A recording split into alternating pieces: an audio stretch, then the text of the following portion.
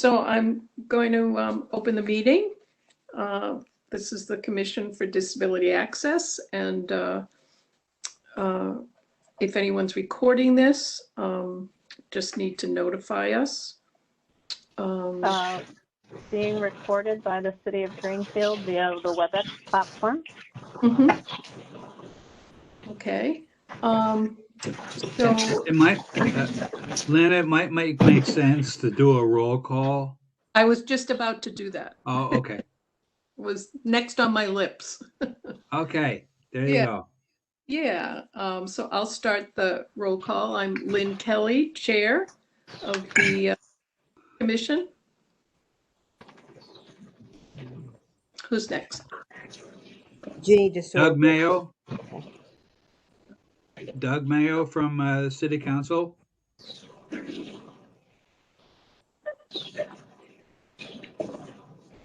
Bob. Bob Williford, newest member of the CDA. Welcome, Bob. Thank you. Lindsay Rowe. Hi, Lindsay. Greenfield, also the ADA coordinator for the city. And I'm Robin Fordham, City of Greenfield, and we have Keith Barnacle with us. Keith. Hey, good afternoon, everybody. I'm Keith Barnacle, coming to you live from the Mayor's Office, Communications Director. Welcome, City. Keith. Thank you. Glad to be here. Thanks for coming today. You lucky guy, you.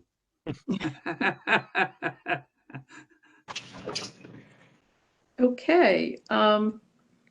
So we just need to approve the minutes. Were there any questions, problems, changes needed?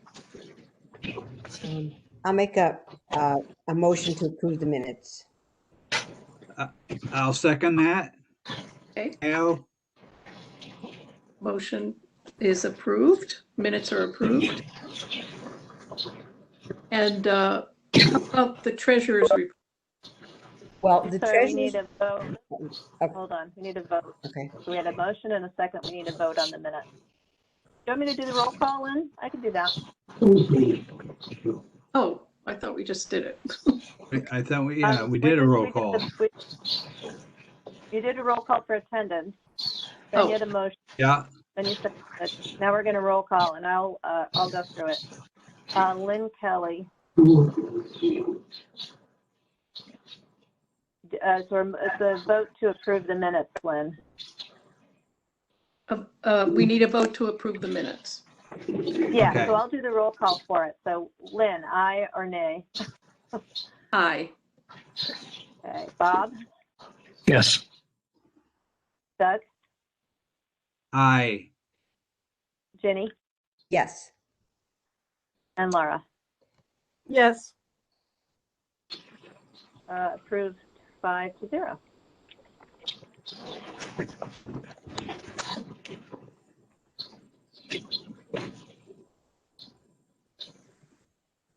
Okay. Treasurer's report? Treasury's report, I'm hoping is the same as the last time, but I just remembered to reach out to Angelica an hour ago, which didn't give her enough time. So that's totally on me. I'm hoping it's the same as last month. We haven't used any money. So last month it was $300 in the general fund and $3,221.05 in the handicap, but I did not get the updated form, so I don't think we should vote on that. Okay. My bad. Okay. We'll table that till you get the updated version. Mm-hmm. Okay. So just we'll start with welcoming Keith. Glad you could Welcome, Keith. Thank you all so much. I'm glad to be here. Did you want to introduce yourself? Yeah, I saw that I'm on the agenda. So let me just give a little bit of an introduction to myself. So I've been around City Hall for about a year. I started about a year ago helping out during the peak of the pandemic as a public information officer for the city and helped with the Emergency Operations Command and city management with helping to communicate to the public during the worst public health crisis in 100 years. And so, that was a really big kind of communications challenge for the city right off the bat. And that position had parlayed into a position that the mayor was interested in having in the city for kind of a more full-time communications person and communications director. And so there's been a lot to do there. And what I've been working on, I'll just give you a little bit of a snippet over the past year, is we've been working really hard to raise the bar with regards to our level of external communications that's happening from the city, from the mayor's office, and kind of around departments around the city.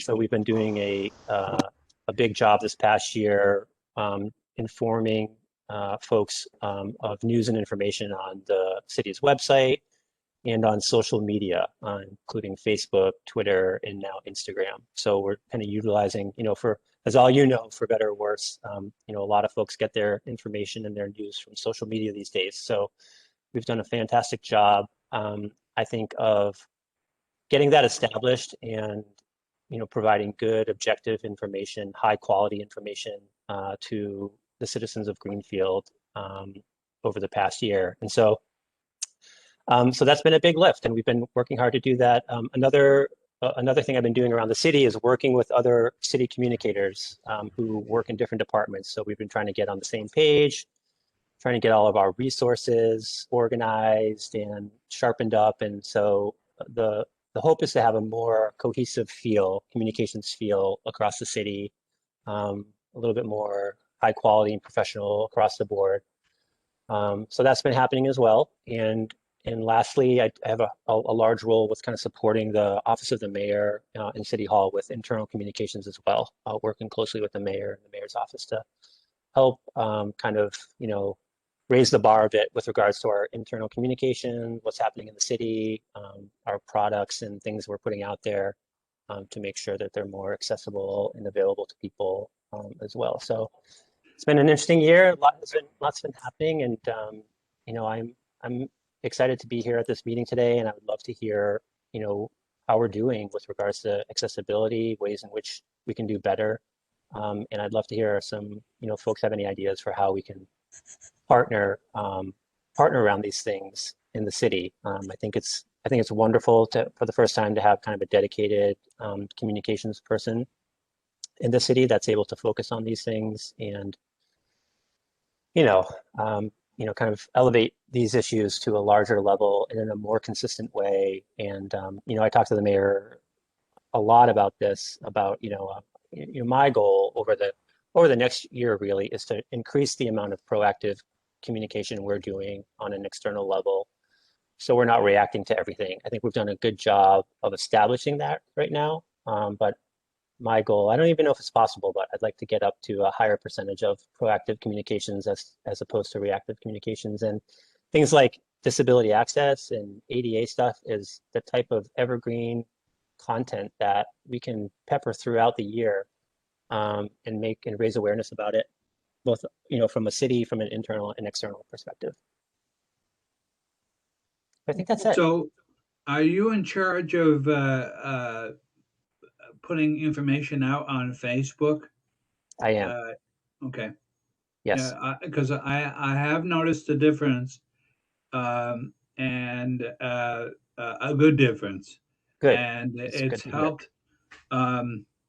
it's helped me in particular for people who are giving out misinformation. Mhm. And of course, Facebook is full of misinformation, and try as I might, I don't want to get into arguments with my residents. I represent precinct 8, Yes. Yep. and I don't want to get into that's not my job, is to get into an argument, but I also want to give out factual information and where they can get it themselves. And try as I might, they take the problem I have found is that they go to the multiple meetings that have been happening, the library committee, the fire station, the temporary fire station, and they bring back little snippets of information that is taken out of context, and I try as I might, being a city councilor and having been involved in some of these meetings, I can set the record straight, but I also don't want to, be seen as an antagonist to the residents. Um, so what I do is I just try to point them in the right direction and give them factual information and uh, um, and I see that with the change in the website, um, it's going hand in hand.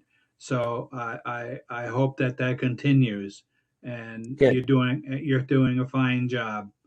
Good. That's great feedback, counselor. And yeah, we're living in the information age right now, but we're also living in the misinformation and disinformation age That's as well, exactly right. unfortunately. And look no Yeah. further than the pandemic and vaccines to see where the rubber hits the road with, Yeah. real consequences of that. So yeah, I hear that. And, from our perspective, it's been paramount to provide only the best, high quality, objective, accurate, factual information. So I take that very seriously. Yeah. Yeah. Jenny, The only Jenny, thing. did you want to go? Sorry, Doug. I don't. No, that's okay. So, Keith, I wanted to give you a little, like, this is your first time coming to our meeting. Mhm.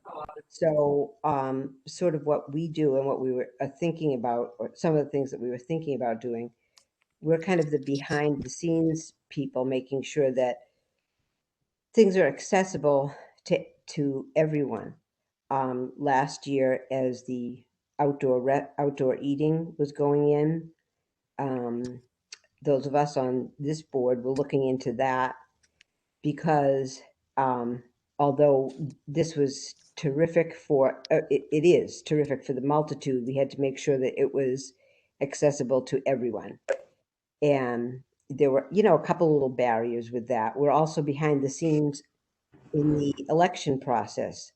That was a problem prior to this in the gym floor.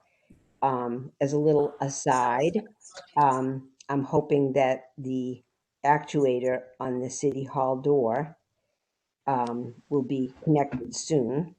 Yes, We got this that's wonderful new very soon. door, I know. but I've been in there a couple of times, and we're the people that say everybody should be able to get into everything without a person having to get up. So I'm not complaining. I'm just pointing that out with my We've been on George disclaimer. about that. Huh? We've been on George about that, getting that installed. Yes, because that makes that a not accessible. We've also talked about, do you mind if I keep going for a minute, Lynn? No, that's fine. Okay. I've got a list of things for Keith, so you're checking off some of them. We also we're thinking about putting out a list of like restaurants and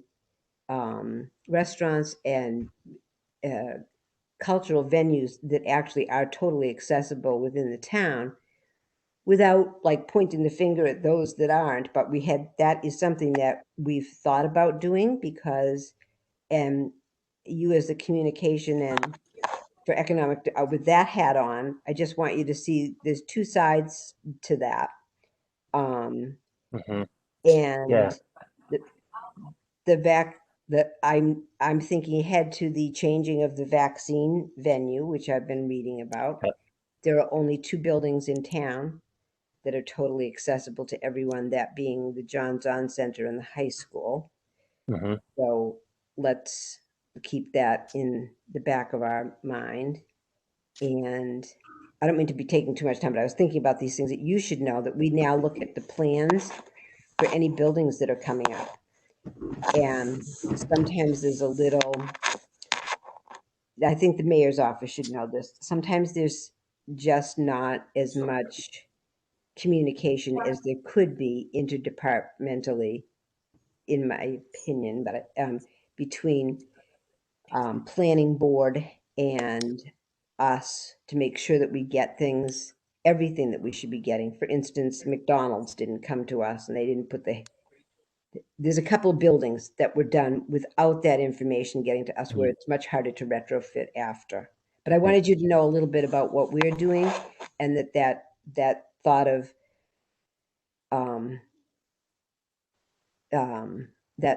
of putting together a list of places that were totally accessible.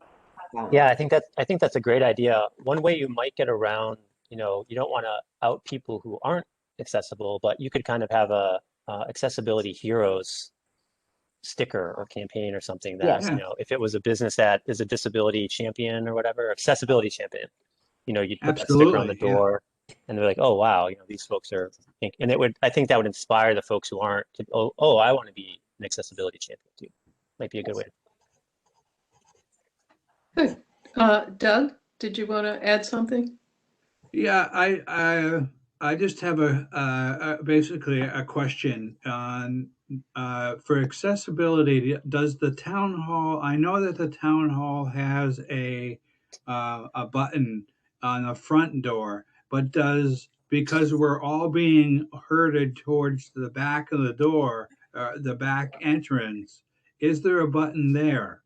So there were new doors installed on City Hall recently, brand new doors, and we're waiting for the button to be installed on the rear door, side door by the accessibility ramp.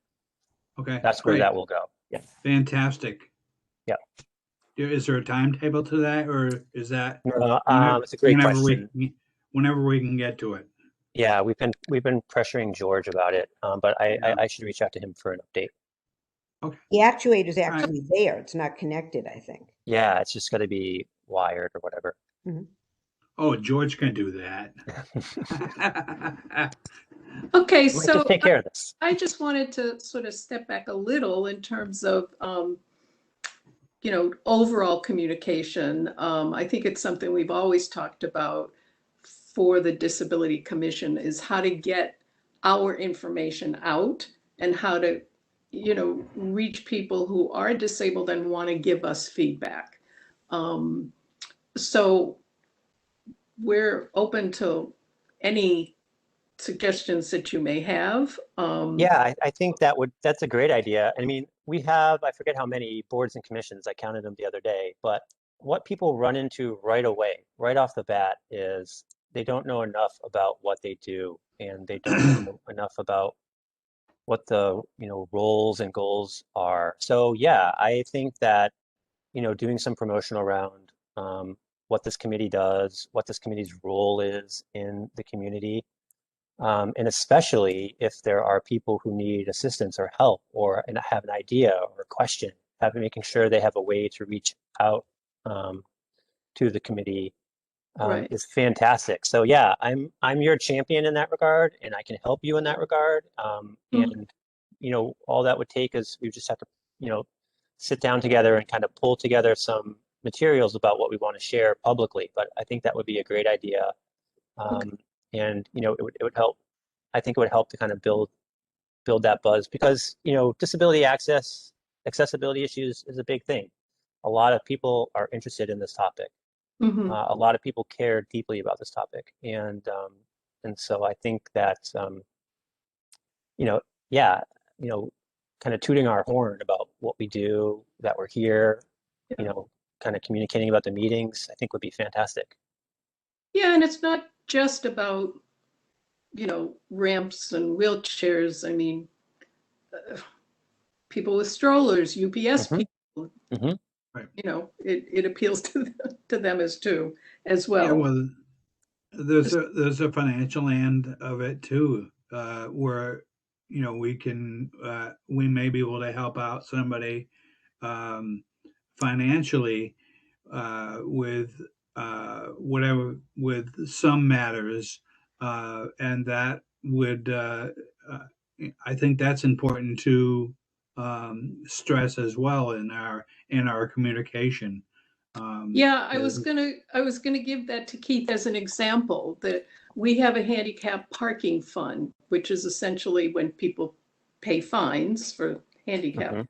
When they pay handicap fines, it goes into this fund and it's available for people in Greenfield who are for some disability issue, it's available to them. Hmm. I mean, Mhm. it does have to go through the mayor and the town council, but at this point, we've talked about how best to let people know that that's something that's available to people in the town. Is So it that, available for people in need, yes, disabled people in need? Yeah, yeah, that's great. Communicating that could really help someone.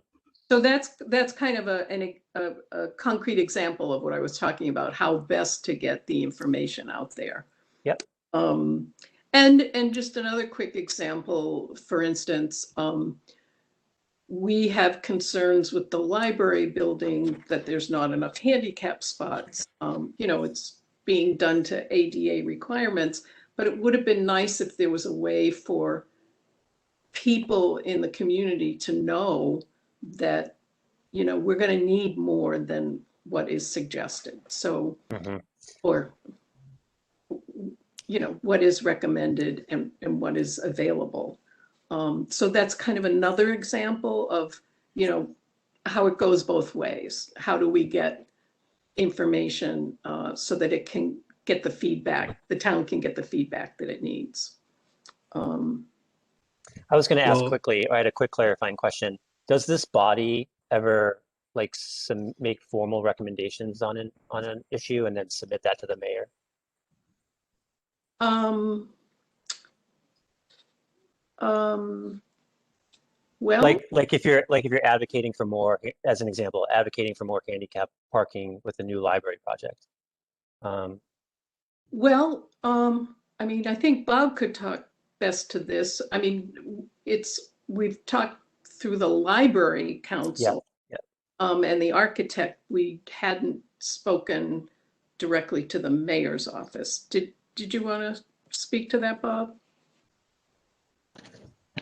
Sure.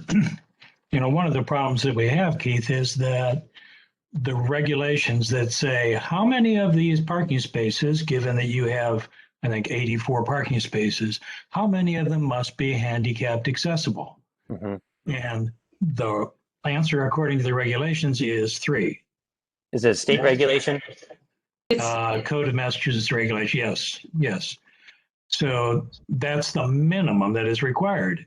And throughout this process, I have notes from being on the original library advisory committee when they were saying, what do we need in a new library building? Accessible parking was one of the things. And a lot of citizen input and a lot of support from counselors and other people said, yes, we need to make this a exemplar library. People will come and say, look how easy it is to get into this building. This is such an improvement. This is how libraries should be built. In January of this year, they released the 75% construction design review drawings, 3 parking spots. So I contacted Ed Berlin, who's the co-chair of this building committee. And he said, no, we always wanted to have more slots than that. I'll talk to them. So he talked to the people who are the designers for the parking area. And they said, gosh, that's the first we've ever heard of that you need more than the minimum 3 slots required. So an absolute disconnect in the. Absolutely, yeah. They did, to their credit, send a drawing that I saw that made an attempt to put 4 parking slots in. But then they decided that would bust the requirement to have no more than a 2-degree slope in the parking area. So, you get into your wheelchair and then you're suddenly down at the bottom of the hill. Not a good thing. And they had already made some adjustments to raise up the ground there, but not enough to make that work. So we're back to the 3 that they originally designed. There's been some discussion about making some of the adjacent parking for our mobility impaired friends or something, there's a sign at the John Zahn Center for some parking slots that are close to the entrance. They are not signed to be real handicap slots, and they don't have the striping to give you the mobility around the machine so you can load and unload a walker, wheelchair, whatever. But better than nothing. So I think they're still a little concerned about there being too much of a slope in that spot, that you would be, I guess, luring people into their deaths or something. I'm not sure. But, we thought that we had agreement throughout this whole process that there would be more than what we have now. I have a picture that I could probably call up of the existing slots that are adjacent to the library with a fire engine in front of them, because that's the fire engine way between the library and the handicap parking spot. So at least we don't have that in the new design. Yeah. But it's still across the active driveway that goes back to the parking. So it's a difficult situation. It's a bad site. I think they should have chosen a different site. Agreed. Anyway, so I, just wanted to give you that as another example. I think one of the two other important things that I wanted to just touch base with you about is about the website, and I'm not sure that we have a list of ASL interpreters or closed caption. The CART, are you familiar with the CART system? Mm-hmm. Yeah. To my knowledge, I'm not sure that either the website or the virtual meetings. So I guess it would be this WebEx web assistant. There's a Cisco web assistant that Bob had brought my attention to, that has some, I think, closed captioning and things like that. So I wanted to know if you had familiarity with that. It was kind of a big issue with the Mass Office on Disability during this COVID time, since everything is, virtual, to make sure that our town, because we're under Title II, has those services available. So are you familiar with what might be available for that? Yeah, I think first and foremost, during the pandemic, virtual meeting needs and virtual meeting was a huge change for everybody. And I think I noticed you saw, there was a real kind of use spectrum between people who can be incredibly savvy and are, sharing their screens or whatever, and folks who are, maybe signing on and using their camera for the first time on their computer. So yeah, I think that's out there. And, one of the things, I think one of the things we could have done better is provide more helpful information and tips and tricks to people for those kind of meetings in general. I think for virtual meetings in WebEx, that would have been helpful. What we have found in what you described is that the city made a decision to go exclusively with WebEx for virtual meetings last year, because it's more secure than Zoom or other virtual meeting services out there. And at the time, they were comfortable with the suite of closed captioning and accessibility things that WebEx offered. I don't think they have any type of ASL function, and I don't know how we would address that for virtual meetings in the city, but I will think about it. But for folks who were participating, they were able to turn on or off closed captioning to kind of participate and follow in the meeting that way. For the website, that's a big topic. ADA compliance for the website is a big topic, and what's out there these days is this software that kind of, I'm not the biggest tech guy, but it's software that kind of comes over your website, and for any user who may have a disability or may have accessibility issues with regards to using the website, there's a little icon that they can click on, and this whole suite of functions comes up for them that makes it easier to use for people who may have any range of disabilities. For example, you can click a thing that will make it so there's no images or imagery that could cause a seizure, or different things for color blindness, or different things for reading and access. So we as a city, and things like that. yeah, so we as a city are in the process of looking at that, and there's basically two ways we can go about it. Ensuring ADA compliance on our website ourselves, which is what we're kind of doing, and just checking and making sure, doing due diligence wherever we can. Or, again, the trend these days is kind of the software that it's like, we don't worry about it.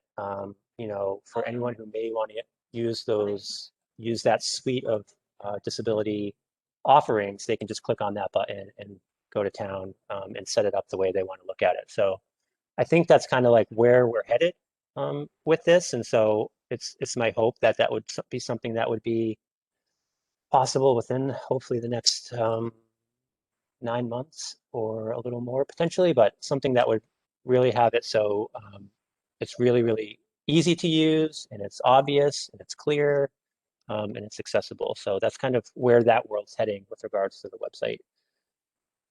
We do pay attention. I pay attention to social media too with ADA compliance as well, making sure that links are able to be read, those kind of things for someone who's having the text read to them or whatever. Mhm. Okay. May Good. I?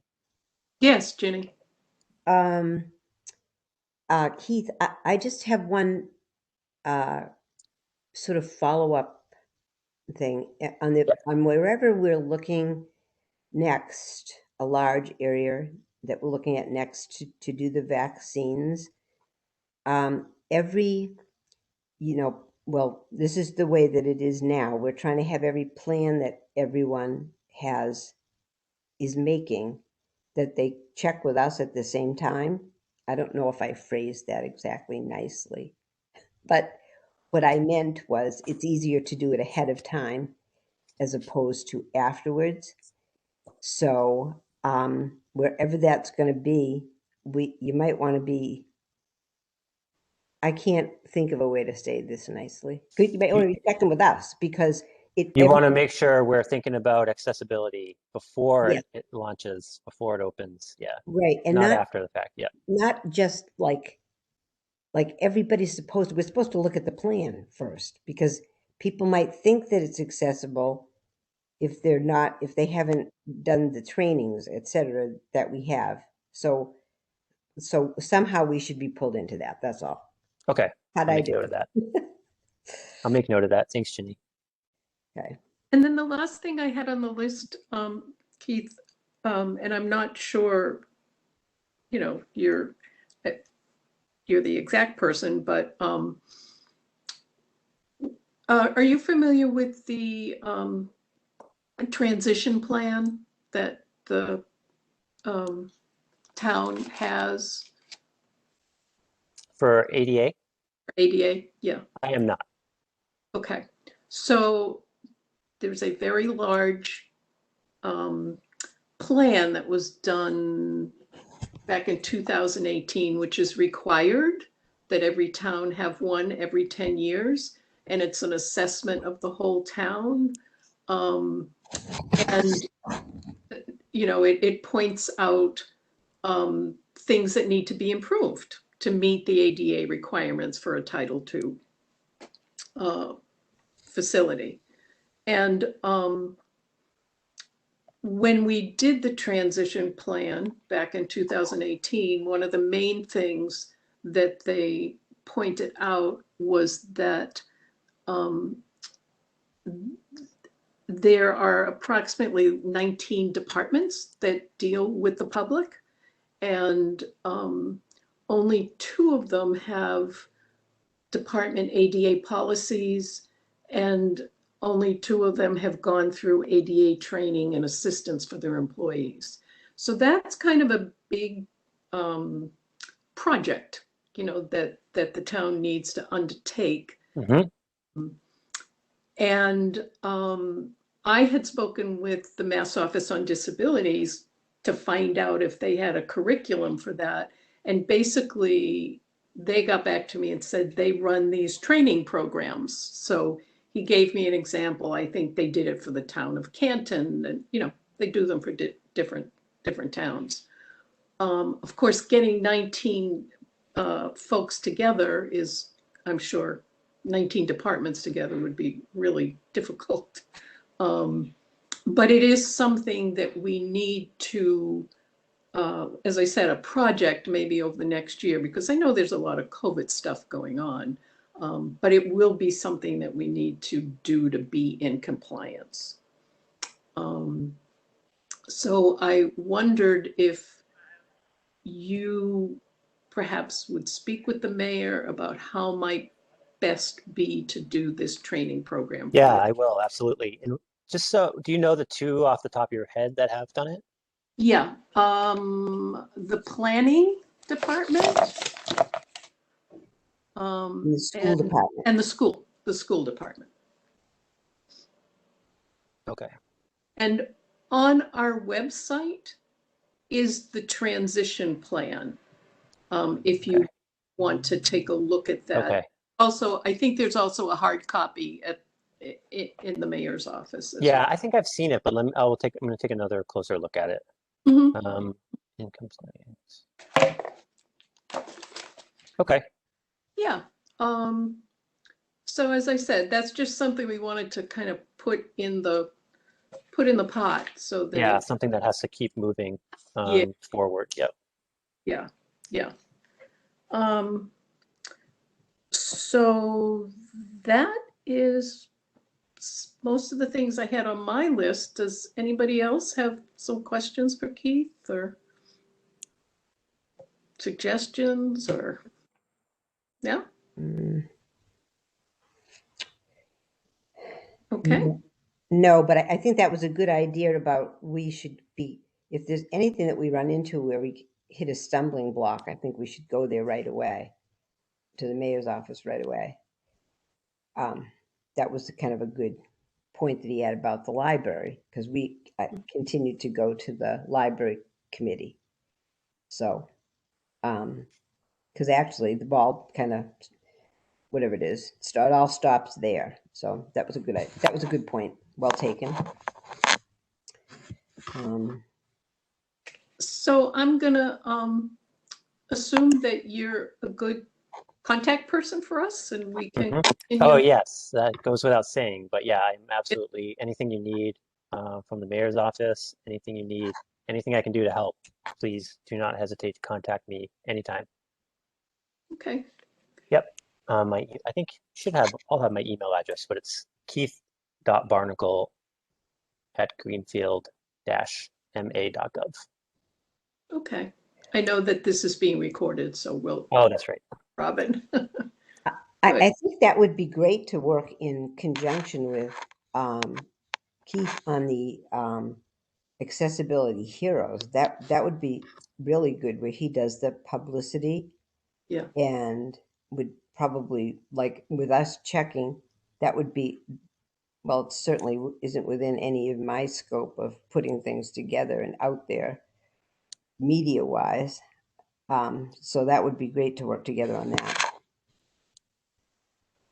And also, Keith, just as a reminder, there on our section of the city website, a lot of things are there. As I said, the transition plan,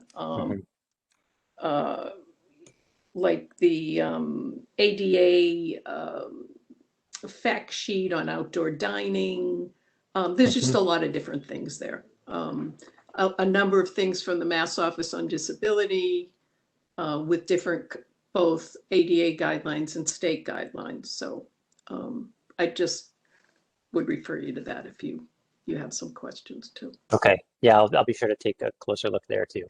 Okay. Good. Great. Thanks, everybody. You're welcome. Thanks for joining. No problem. Anytime.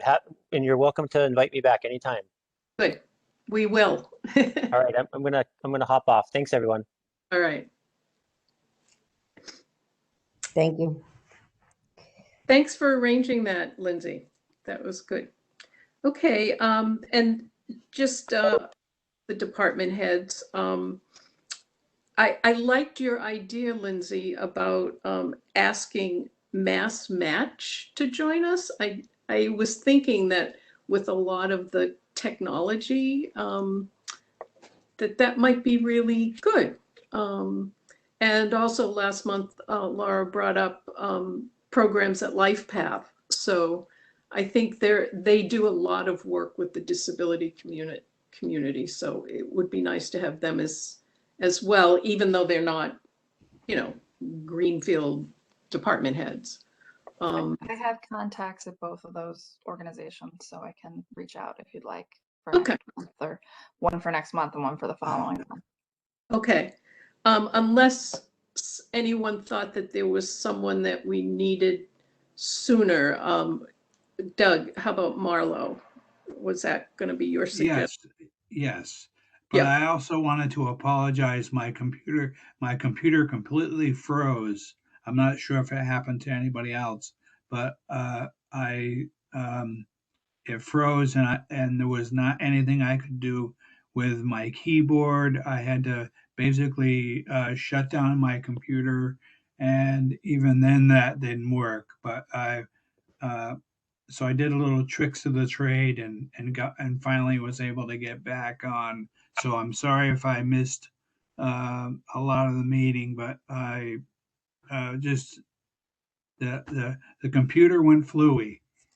But I'm glad to be back. Okay.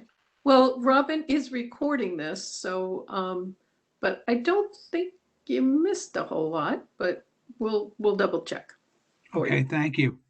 But I did want to check with you about Marlo. Do you feel like you need to have him come to see us soon? I know we've had him before.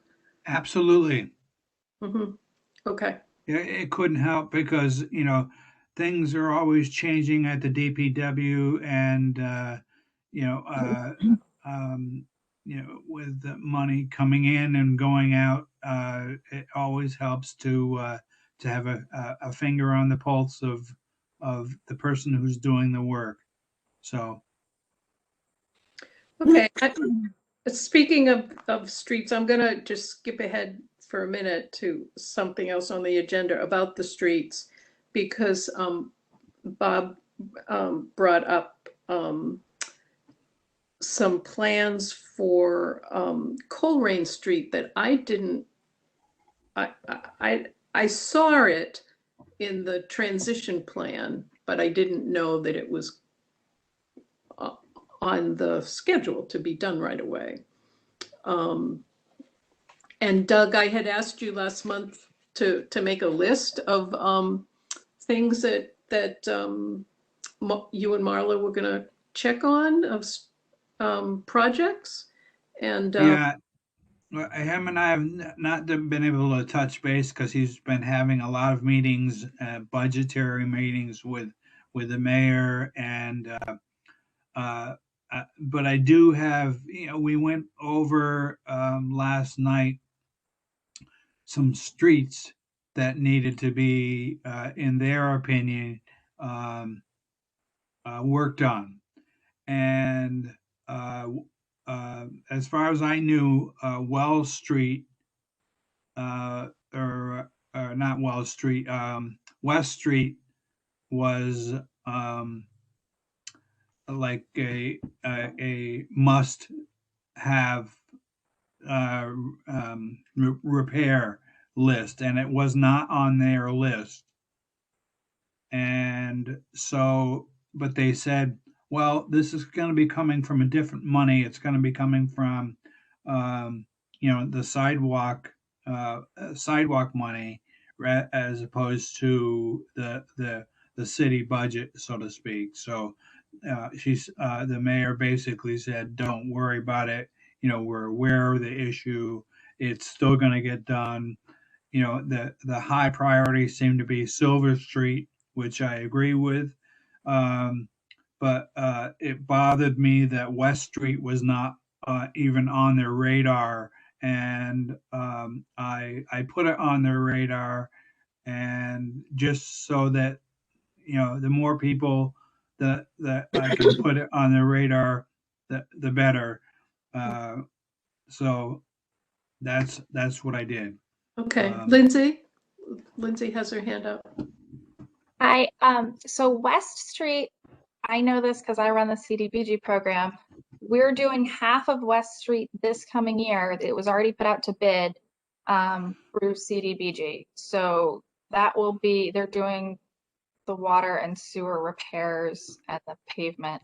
They're trying to do that whole project. I think it's a 3-year phase, but that project will be done over the course of the next 3 years, or that's the plan at least at this point. okay. All right. And I know that half of that is out to bid. I believe the bid has almost awarded, and construction will begin on that road in the next. Do you know if the and maybe you're the wrong person to ask, but I'll throw it out to you anyway because you're such a smart person. The whenever I've walked down the West Street side, if the store is on the right, I'm walking on the left, or on the left-hand side of the street. There seems to be a lot of sidewalk damage, and I believe it's caused by the roots of the trees.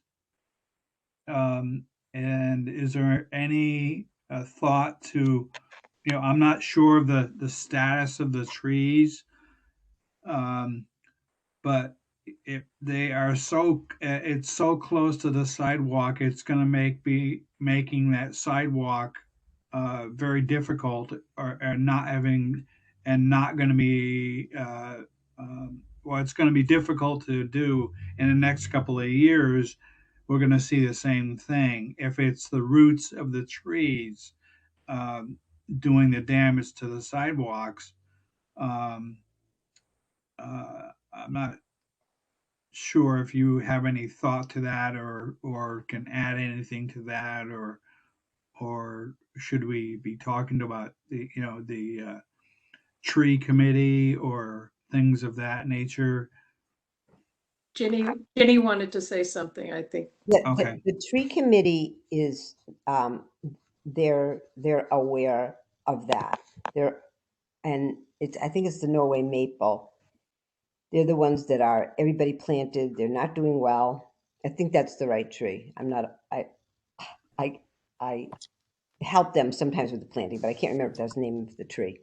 But they're the ones that they're not doing well, and they were planted where they shouldn't have been. So now they have a whole plan of things that they're putting in. They're going to be doing that at Elm Terrace. They put in the kind of trees now that are not going to get that big and aren't going to cause problems later, because you have to plan all of this together. Otherwise, you just end up wasting your money. Yeah. But there's two things on this sidewalk thing. I know that in the office where you are, Lindsay and Robin, upstairs, there's that board. There's a board somewhere that has all the sidewalks on it. I think if it was possible for one of you to either take a picture of that or put it up on ours or something, so that we know what ones, because they're prioritized 1, 2, 3, 4, and that information is in your place, but we don't have it in that.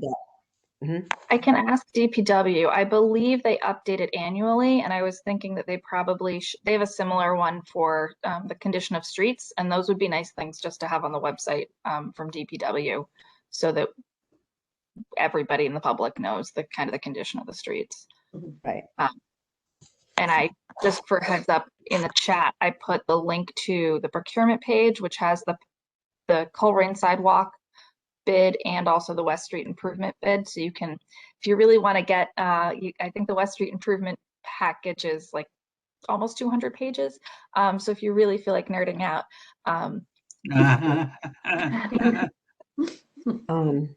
I can see the smile on your face. You want to do it. So, Lindsay, the other thing was, this was something that I was just thinking about, the communication part, what we were talking about with Keith.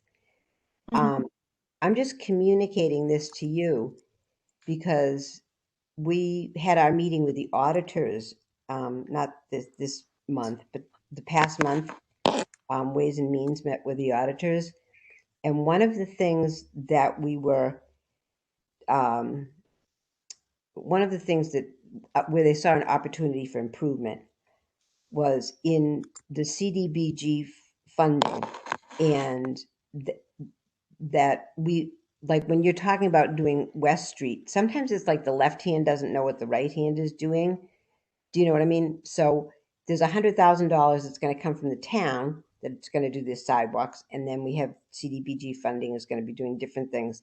But one of the things that the auditors brought up was just that, you know, that we would know what was like left in CDBG funding and what all the projects were costing to go to Ways and Means at the same time. That not to add your workload, but it was one of the things that they kept mentioning. I thought, I don't know that you weren't at the meeting, neither was MJ, and I thought that would be an important thing to kind of share. Did I summarize that right, Doug? Yes. Yeah. we submit an application to the state, well, in a traditional year, and this is not a traditional year, in March. And that goes through 3 public hearings, at least 2, I think 3 public hearings, and the mayor's office, usually before we even submit the budget to the state to request the funds. Right. And usually the public hearing we do is right after or during the SGIC meetings. But so we've done 1 hearing for that. They haven't even told us when the application is due this year. So usually it's due the first week of March, and we don't even know when it's due yet. Jeez. But we always solicit all of the department heads, and we use the capital plan as part of what we're using for that. So we build on what the city is already working on, and then we have to figure out what projects the city already wants that kind of fit into what we're allowed to fund. So that's kind of always that piece, is that you have desires and you have rules, and trying to fit the 2 together can sometimes be a little bit complicated. But yeah, I mean, it's all public record as to what the budgets are. Certainly we could share that with people. Thank you. Okay. Just wanted to touch base with Ginny quickly about the change in the charter. Has that been done? Is it waiting to be done, or? That we voted on that last month. Mm-hmm. So that's done. It's effective immediately. Okay. Okay. So I may have missed that. All right. yeah. The Elm Terrace bus stop. I know that Laura was going to be going to another meeting. I know that Bob went to a meeting, and we had asked about getting some updated plans because there were some changes. Lindsay, yeah? I have plans. Oh, you do have plans. Okay. Okay. Sorry, Laura, did you want to give any updates on that? I unfortunately, my router blew up just at the end of our last meeting, and I was not able to attend the FRTA meeting that was about an hour later. So I'm in the dark about what's going on over there. Okay. All right. I'd be glad to hear from anybody else who might have more information. Okay. Is that the meeting that you went to, Bob? The meeting that I went to was the Traffic and Parking Commission meeting on the 23rd of March. Mhm. And they apparently had gotten some advice for their grant application for the bus stop. I really don't know the details of it, but so they were redoing the plans, which I guess Lindsay now has in hand, because there were some comments that, you know, this needed to be improved. The thing that I thought was interesting was that the person at the Traffic and Parking Commission meeting, who was just identified as host, but I think it was probably Sebastian Gutwein, who's the head of that commission. He said he was very confident that the bus stop was going to be a great improvement, was going to keep people from standing in the street to wait for the bus, but he was not certain that it was going to be possible to, or convenient to get to the bus stop from Elm Terrace. So, you know, my comment has always been, if it's just a great design to the edge of the plan that they give you, but it takes a grappling hook and, you know, cleats to get there, then it's not a good plan. You have to look at the whole picture. Yeah. So I was interested to find out what the changes were. So perhaps Lindsay could tell us a little bit about what is different about this one. If I'm allowed to share my screen, then I think, there we go. Can you see my screen? Yes. Option B is the option they've chosen. I can forward this to everyone. There are still some tweaks being made. I think Bob talked about that. And at this point, they have put it out to Shared Streets through Mass DOT to do funding for it. They've not yet heard back from them, but it has a very tight turnaround plan. It might be too tight for them to build this project. But this is the current plan. Let me see if I can zoom in to probably parts you're more interested in. So let's see. This is, I don't know if this is worth seeing or not, but Elm Terrace is over kind of in the center of the screen. That's the Elm Terrace entryway, and Elm Street runs across this. So this is what they have at this point, including, you know, the tree belt, pedestrian crossing, signs, and a crosswalk across Elm Street. Elm Terrace. Sorry. So hard when you have Elm Street and Elm Terrace. But I don't know if that is helpful, if this is kind of roughly what people were under the impression was going to happen. It looks like what we were shown by, was it Eric? Who showed, it looks like what we had seen earlier. Okay. It looks very similar at any rate. Actually, it's a little more clear. So. Huh. It's going to be a long way. It's going to be a long hike for whoever is not that comfortably mobile. It's going to be a long way to get there.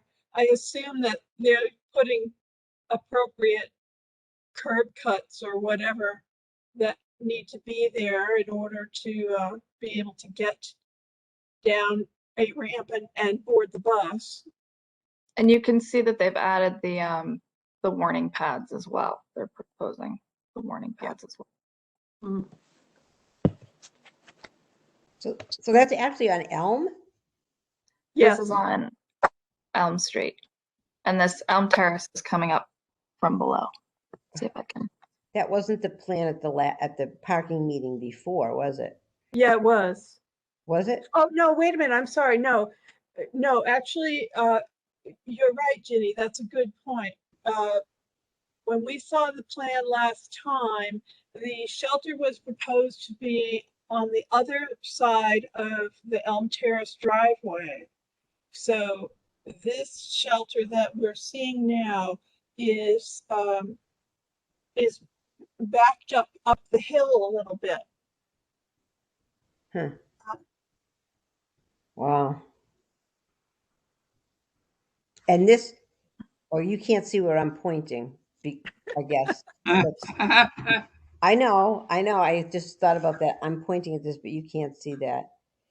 See, that's my technical ability here. But that little, so on the left, there's that apartment building, okay?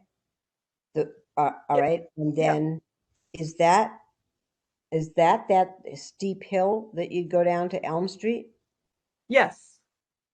That's that over the grade, but are people supposed to walk down that? No, people are supposed to walk out to leave Elm Terrace, heading northward, and go out to Allen Street and come all the way to the end of Allen Street at the intersection, and then walk or crawl down to that length of Elm Street to where the bus shelter is. I'm not happy with that. I'm sorry. Okay, so that's the bottom line, is from a disability access standpoint, I don't accept that. They should be coming inside. So I don't know who could tell them that, but that's ridiculous. There's 108 people there that are elderly and disabled, and to have to go out and around there when they have that inside, may it not be their mother or aunt or uncle someday or themselves. I don't find that acceptable. I personally, I think that it's a very poor location for many reasons. However, the argument that having the buses come into the actual campus of Elm Terrace, the bus company's argument against that is that there's a lot of traffic, a lot of cars backing out and turning around in that driveway, and so the bus could get caught in congestion there. However, if they were to look at Columbus Avenue, there's no hill there. It's very easily accessed, but they don't want to look at Columbus Ave.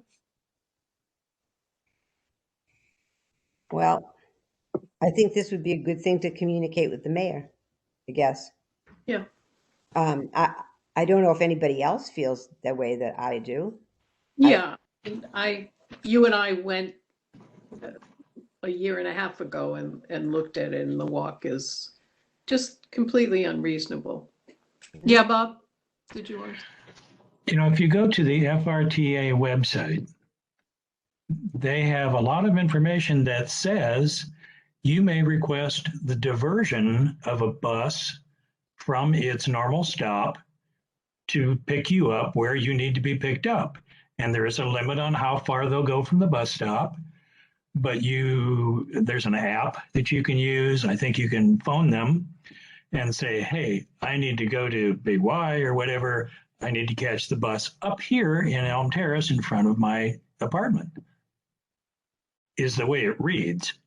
What the real life may be, it could be very different from that. But, you know, go look at the FRTA website. I can't remember what their phrase is for this. I think it has the word diversion in it somewhere. But there's a bus diversion to pick you up and take you back to where you want to be. And I think this may involve their smaller buses, not their big buses. Right. I can do some more checking and get back to the group. Okay. All right, I will do that. In the We have meantime, we'll Thank you, also- Bob. Mhm. Go ahead, Lindsay. Do we have a sense of how many people are or could request a diversion? How many people are asking for pickups? That might be a nice piece to share with the mayor, would be to say 35 people a week are trying to access this bus and can't get there. I don't know. I know, Laura, you've done a lot of work on that site, and so I'm sure you have a sense. But I guess I'm wondering if we've got some, if 35 people now start asking for the diversion, if then that makes more sense. So I guess I was wondering. This is the first the that more I've the heard better. of the diversion, and I think, if it would be possible to actually use that service, that would be great. If it would function as Bob just described. Once again, I know FRTA has this notion that they offer some kinds of flexibility in terms of being accessible to people, but in terms of publicizing it or making it available, it's not commonly known. It's very esoteric information.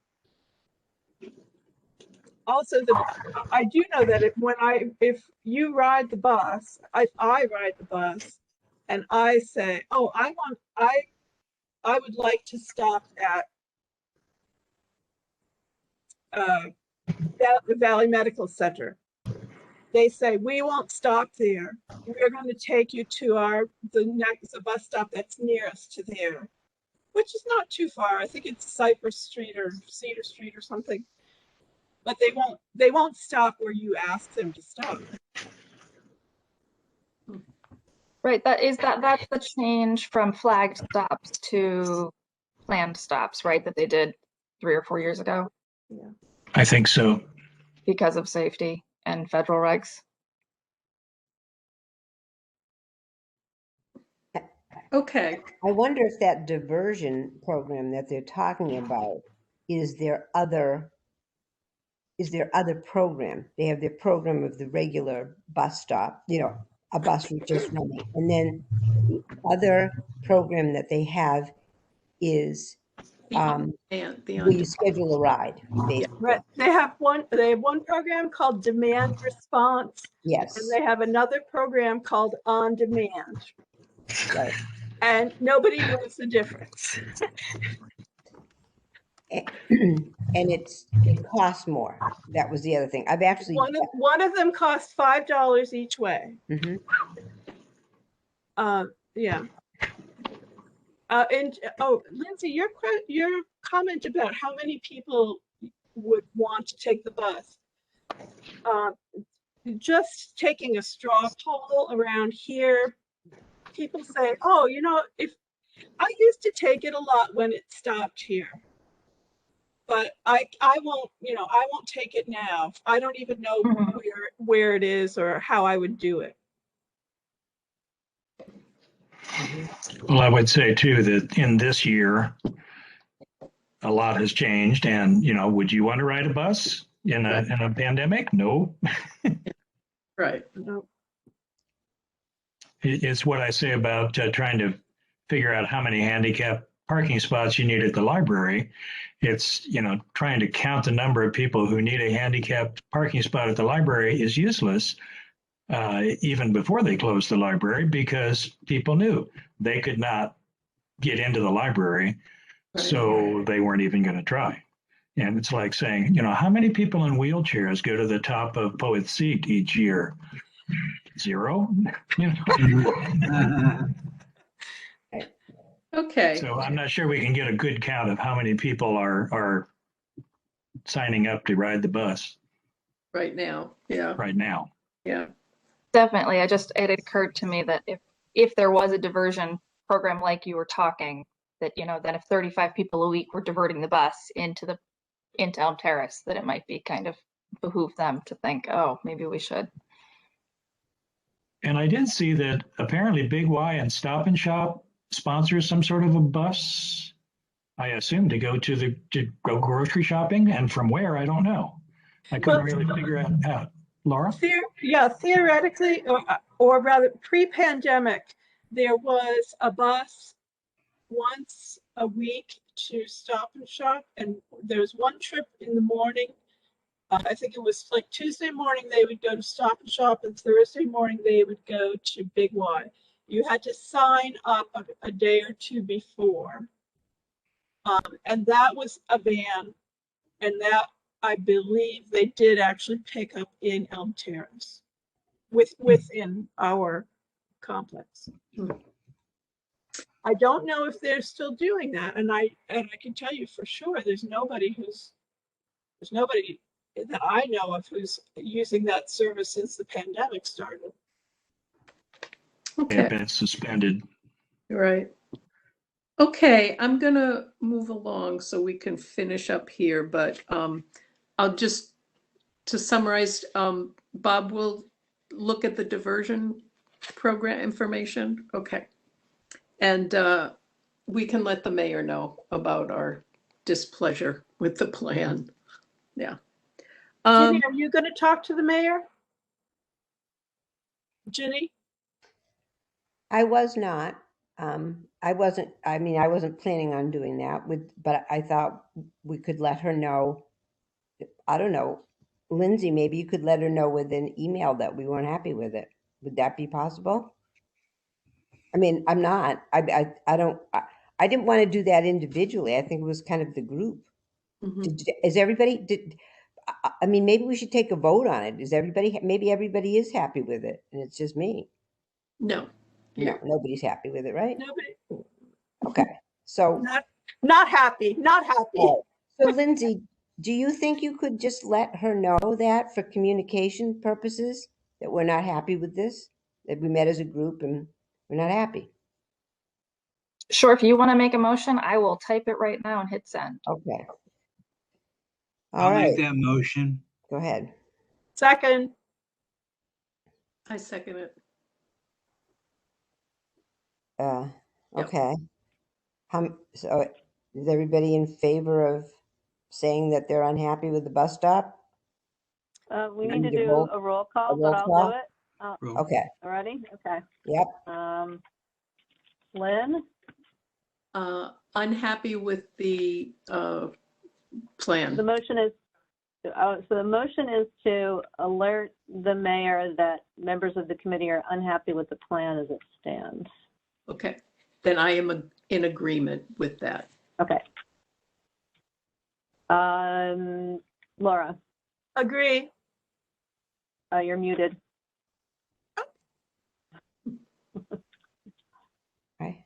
I heard her. Did Agree. you hear her? Okay, great. Thank you. Jenny, Agree. Bob. You're muted. You're muted. Agree. Okay, and Doug? Agree. Thank you. Thanks, everybody. Okay, I just wanted to touch base quickly about 289 Wells Street. Lindsay sent out the plans for that, and I was asking what they're going to be doing there. I did take a ride by, and they certainly have a handicap spot and an entrance that's flat. You can't get in the front door with a wheelchair. So I was wondering what the plans are for the building. I called Eric Tworog to find out, and he said it was going to be storage because I saw all of these. It looked smaller, and I thought, I hope it's not beds, and they're not telling us because I've had that happen before. Okay. Yeah. And so I looked and I thought, oh, what is there a facility going in here, like a hospital or something that we don't know about? Mhm. So that's why I called Eric. Mhm. And indeed, they're storage units. Oh, okay. And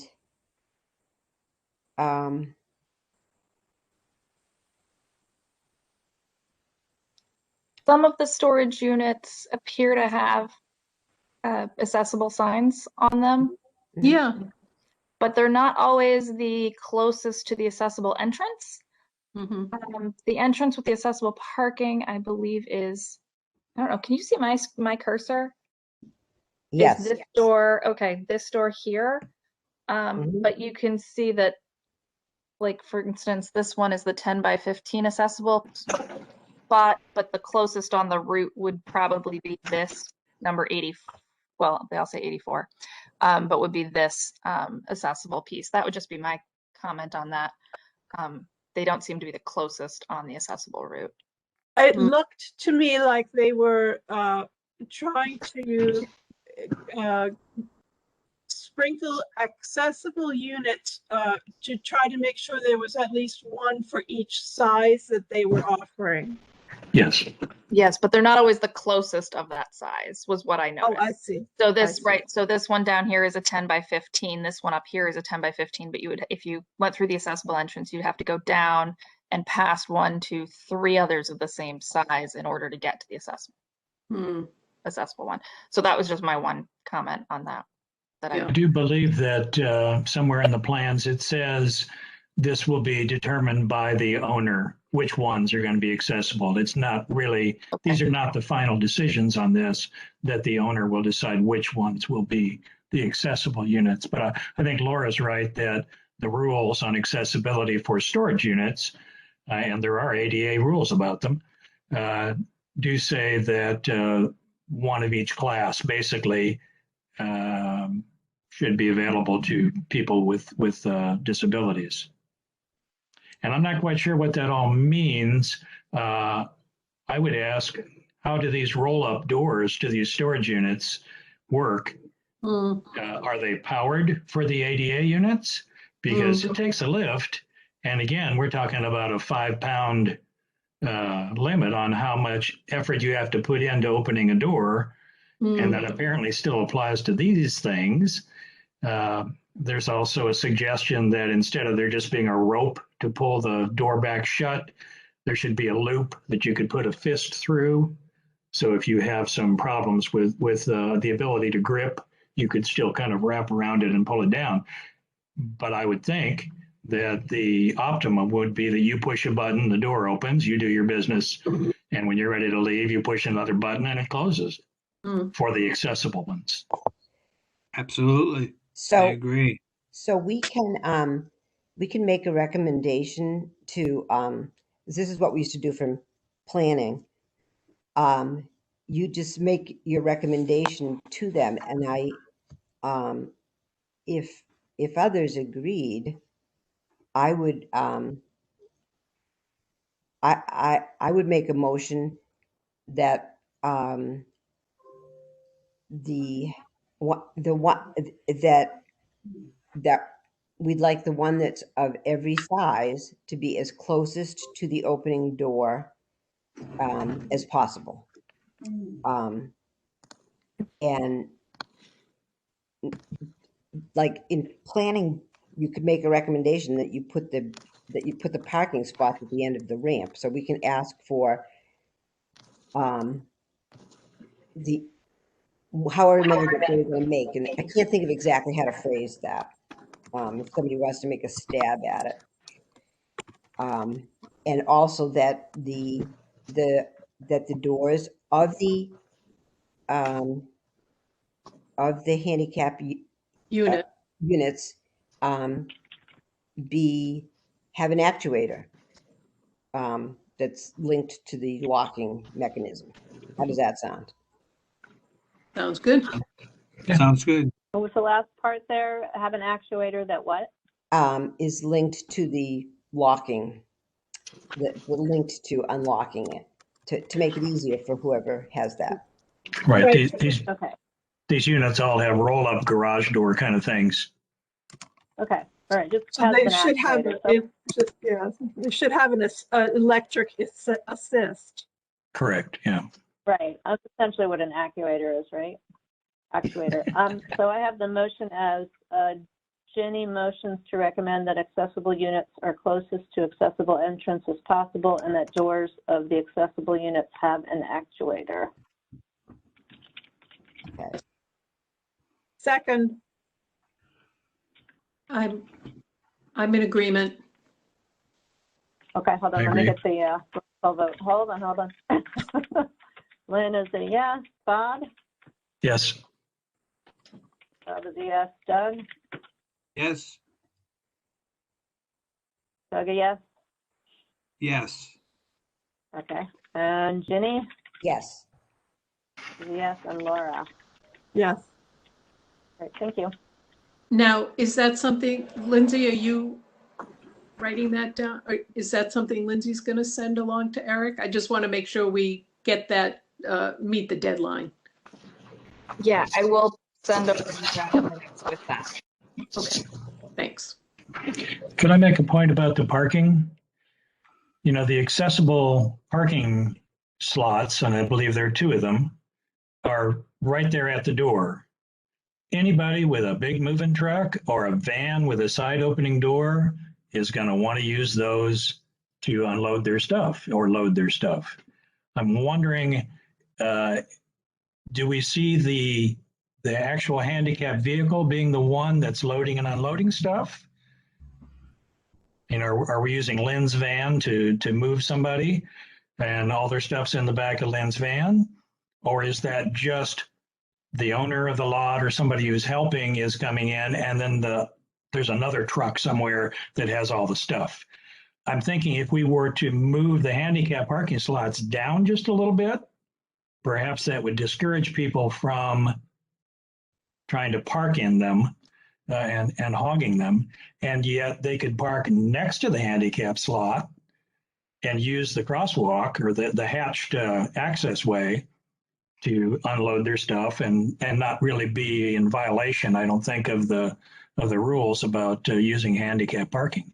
In fact, you could actually put a normal parking spot between the 2 handicap slots and maybe spread out the way you could use the access lanes. Or am I completely wrong on that one? Laura? I did notice on the plan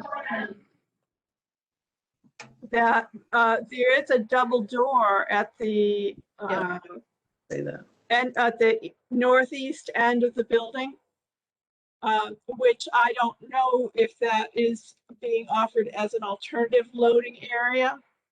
I couldn't tell by looking at it, but it seemed like since there is more than one entrance to the building, it could be somehow in the signage indicating that the normal loading should be at the other doorway or whatever. Well, I think they have 2 loading docks now that are going to be sealed up and they won't be loading docks there anymore. It's my understanding. Oh, okay. And I think that some of the doors you're seeing are fire exit kind of doors. I had to question whether those all open up into a paved level area. I know the front door on the street does not. It looks like there's a step there. So they would have to do something to make a ramp if that's going to be an emergency exit.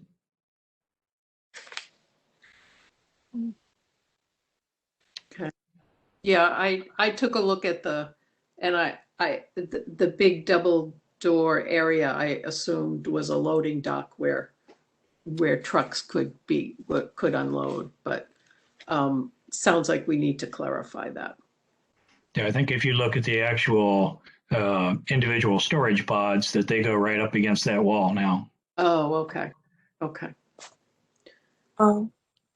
Okay. That's why you're good at reading plans and I'm not. I have a bigger screen than you do. Yeah, way big. Ginny, did you want to ask something? Ginny, you're muted. I have to go in 2 minutes because I have to pick the kids up today. Okay. School All right. is started. I'm gonna just quickly run through things, and if you need to go, Okay, this we'll one. go. So just wanted to let people know about, I know Bob and I have looked at it. There's a fair housing workshop through Greening Greenfield, if you want to take a look at that. I can also give you some, send out some handouts about legislative support for open meetings. It's something that I guess Joe Comerford is, that there's a bill going through the House to keep things, to continue using virtual meetings and allowing them to comply with the open meeting laws.